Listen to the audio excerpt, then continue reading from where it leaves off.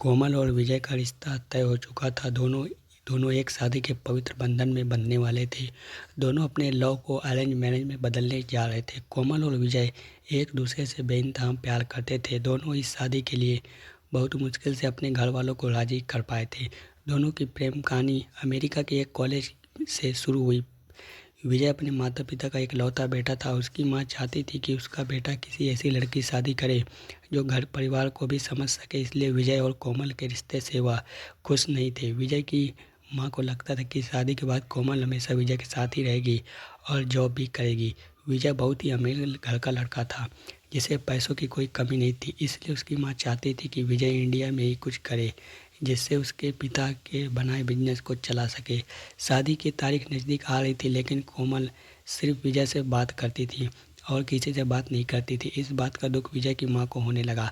एक दिन विजय की माँ ने दुख मन से घर बैठी थी।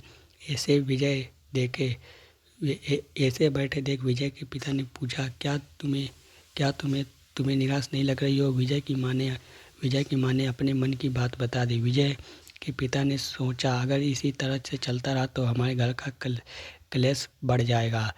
उन्होंने सोचा इस शादी को कैसे तोड़ा जाए। विजय के पिता कोमल के पिता से बात करते हुए दहेज की बात करते हैं, जो कि कोमल के पिता की हैसियत से कई गुना अधिक था।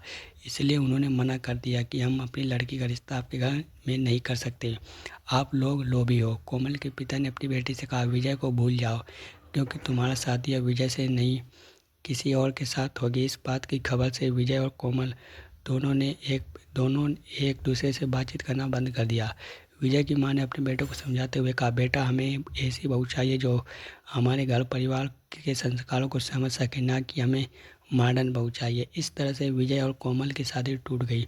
दोनों की लव स्टोरी अधूरी रह गई। दोस्तों, ये कहानी अधूरी रह चुकी है या कैसी है?